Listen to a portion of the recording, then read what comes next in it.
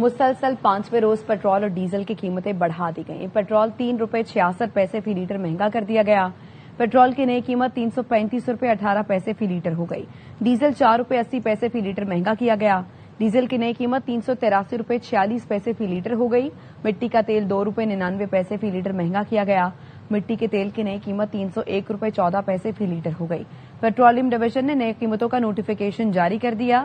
نئی قیمتوں کا اطلاق 24 گھنٹے کے لیے کیا گیا ہے۔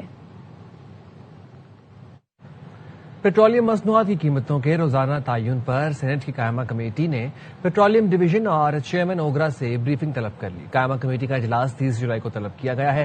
کمیٹی نے پیٹرولیم مصنوعات کے یومیہ تعین کے طریقہ کار، معیشت اور عوام پر پڑنے والے بوجھ سے متعلق وضاحت طلب کی ہے۔ اجلاس میں ریکوڈنگ منصوبے میں تاخیر سے لاگت میں اضافہ، ذمہ داروں کے تعین پر بریفنگ دی جائے گی۔ پاکستان ریفائنری، اٹک ریفائنری، ماڑی انرجیز، مول کے بورڈرز کی تشکیل اور سی ای اوز کی تعیناتی پر بھی بریفنگ طلب کی گئی ہے۔ تاجروں نے ٹی سی پی کے ذریعے گندم درآمد کرنے کی تجویز مسترد کر دی۔ سیریل ایسوسی ایشن نے گندم کی قیمتوں میں اضافے اور ممکنہ قلت پر وزیر غذائی تحفظ رانا تنویر کو خط لکھ دیا۔ انجم وہاب ہمارے ساتھ موجود ہیں۔ آگاہ کیجیے انجم۔ سیریل ایسوسی ایشن نے ملک میں گندم کی قیمتوں میں اضافہ ممکنہ قلت پر وفاقی وزیر قومی غذائی تحفظ تحقیق رانا تنویر صاحب کو خط لکھا۔ انہوں نے کہا کہ بحران سے بچنے کے لیے 40 لاکھ ٹن گندم فوری درآمد کی جائے، 20 لاکھ ٹن فوری طور پر کی جائے، 20 لاکھ ٹن اگلے ستمبر تک اس کا فیصلہ کیا جائے۔ جولائی اور اگست کے مہینے میں بحر اسود اور جنوبی امریکہ میں فصل کی کٹائی کا موسم ہوتا ہے۔ سیریل ایسوسی کے چیئرمین مزمل چیپل کا کہنا تھا کہ پورٹ قاسم اور کراچی پورٹ پر بھی گندم کو محفوظ کرنے کے لیے جگہ موجود ہے۔ ان کا یہ کہنا تھا کہ گندم کی درآمد قیمت 123 روپے سے کم ہو کر 95 روپے فی کلو تک پہنچ جائے گی، ورنہ اس کی قیمت 125 روپے تک پہنچنے کا امکان ہے۔ آزاد درآمد کی اجازت ملنے سے گندم کی قیمتوں میں کمی ہوگی اور عوام کو سستا آٹا فراہم ہوگا۔ جی شکریہ انجم۔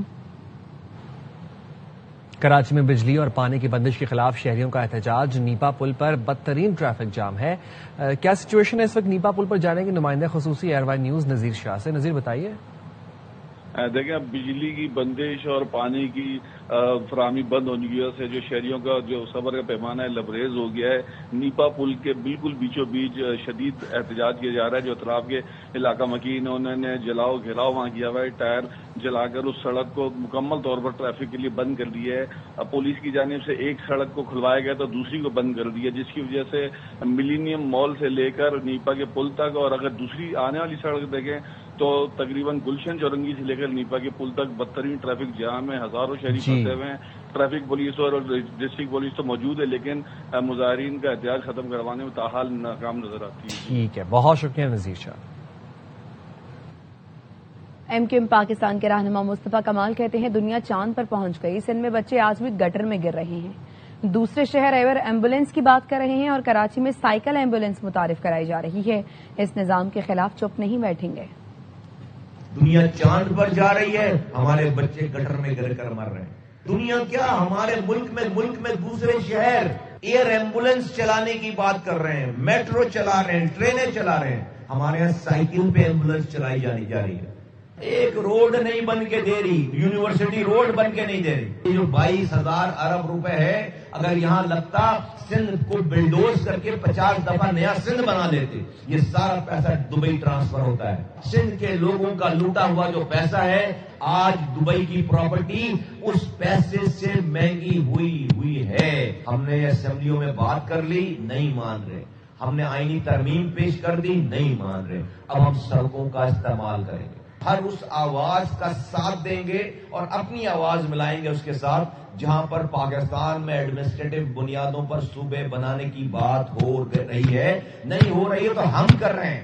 فیلڈ مارشل نے 3 سال پہلے بزنس کمیونٹی سے خطاب کر کے اوپنلی یہ بات کی تھی کہ ایڈمنسٹریٹو بنیادوں پر صوبے بنانا ناگزیر ہو گیا پاکستان اس نظام میں، اب نہیں چل سکتا۔ میں ایسے سارے اقدام کی تائید۔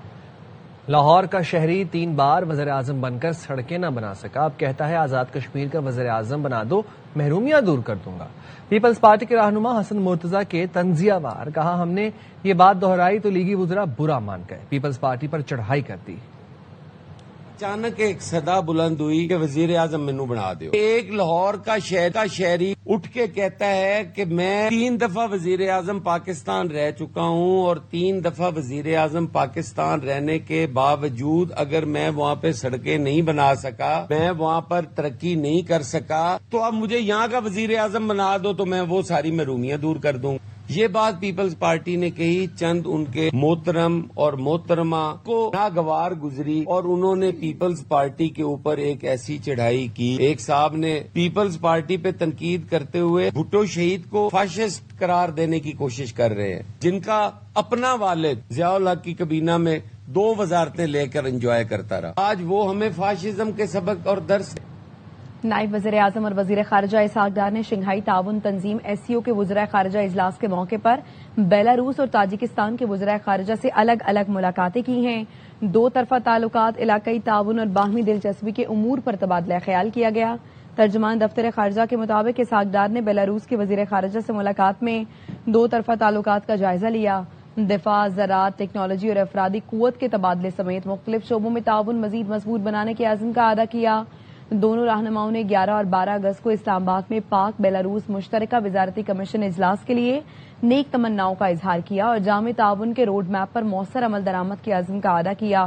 بیلاروس کے وزیر خارجہ نے امریکہ ایران مذاکرات میں پاکستان کے تعمیری کردار کو سراہا اور خطے میں امن اور سلامتی کے لیے پاکستان کی کوششوں کی تعریف کی. اسحاق ڈار سے تاجک وزیر خارجہ نے ملاقات میں امن اور استحکام اور علاقائی مسائل کے پرامن حل کے لیے پاکستان کی اعادہ کیا گیا. اور اسحاق ڈار کی ازبکستان اور تاجکستان کے وزرائے خارجہ سے بھی ملاقات ہوئی ہے.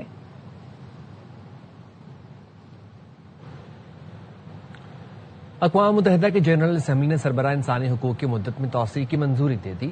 خبر ایجنسی کے مطابق انسانی حقوق کے سربراہ کی مدت میں 4 سال توسیع کی منظوری دی گئی. روس, اسرائیل اور امریکہ کی مخالفت کے باوجود قرارداد بھاری اکثریت سے منظور کر لی گئی. 144 ارکان نے توسیع کے حق میں جبکہ 10 نے مخالفت میں ووٹ دیا. روس کی مختصر مدت کی توسیع کی متبادل تجویز مسترد کر دی گئی.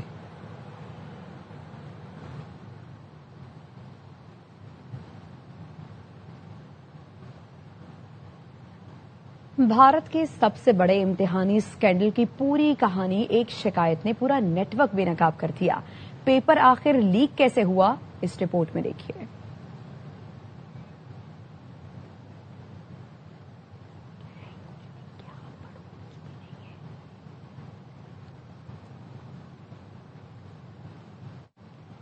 دہلی جنتر منتر پر گزشتہ 1 ماہ سے زائد عرصے سے کاکروچ جنتا پارٹی کا احتجاج جاری ہے. 20 جولائی کو مظاہرین اور پولیس کے درمیان جھڑپ کے بعد اس احتجاج کی نوعیت بدل گئی. تاہم یہ احتجاج دیگر مظاہروں سے مختلف ہے. کاکروچ جنتا پارٹی پر پولیس لاٹھی چارج کی ویڈیو دیکھنے سے انکار پر بھارتی سپریم کورٹ کے چیف جسٹس سوریا کانت وضاحتیں دینے پر آ گئے. کہا ان کے سامنے کوئی اینٹی پٹیشن دائر نہیں ہوئی, صرف ایک وکیل کے خط کو آئینی پٹیشن تصور نہیں کر سکتے. دوسری جانب کاکروچ جنتا پارٹی نے وزیر تعلیم کے مستعفی ہونے کے مطالبے سے پیچھے ہٹنے سے انکار کر دیا. مودی سرکار نے مذاکرات کے بعد فیصلہ کرنے کے لیے آج تک کا وقت مانگا ہے. اپوزیشن لیڈر راہل گاندھی سرکار پر برس پڑے. ایکس پر پوسٹ میں لکھا, مودی حکومت اپنے حقوق کے لیے آواز اٹھانے والے طلباء کے خلاف ظالمانہ اقدامات کر رہی ہے. سرکار نے احتجاج روکنے کے لیے میٹرو بند کر دی, سڑکیں, دکانیں, انٹرنیٹ, یہاں تک کہ کھانے کی فراہمی بھی بند کر دی. لیکن ایک چیز ایسی ہے جسے وہ بند نہیں کر سکے, وہ ہے مسٹر مودی اور پرچوں کا لیک ہونا.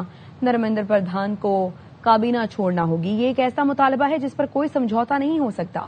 کاکروچ جنتا پارٹی کا کہنا ہے سرکار جتنی رکاوٹیں لگا لے احتجاج نہیں رکے گا. وزیر تعلیم کے استعفے تک احتجاج جاری رہے گا. سی جے پی کے بانی ابھیجیت دیوکے نے کہا, ٹائیفائڈ کی تشخیص ہونے کے باوجود احتجاج جاری رکھوں گا. وزیر داخلہ محسن نقوی سے برطانوی ہاؤس آف لارڈز کے رکن لارڈ ضمیر چودھری نے ملاقات کی.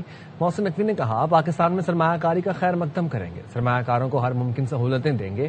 خطے میں پائیدار امن کے لیے پاکستان کی مشترکہ کوششیں جاری رہیں گی. لارڈ ضمیر چودھری نے کہا خطے میں امن کے لیے پاکستان کی کاوشیں قابل تحسین ہیں. وزیر اعظم اور فیلڈ مارشل نے علاقائی استحکام کے لیے قابل تحسین کاوشیں کی. حکومت کی مثبت پالیسیوں سے پاکستان میں سرمایہ کاری کے مواقع بڑھ رہے ہیں. پاکستان اور ویسٹ انڈیز کے درمیان 2 ٹیسٹ میچوں کی سیریز کا پہلا ٹیسٹ آج سے شروع ہوگا. قومی کپتان کہتے ہیں ٹیم سیریز کے لیے تیار ہے.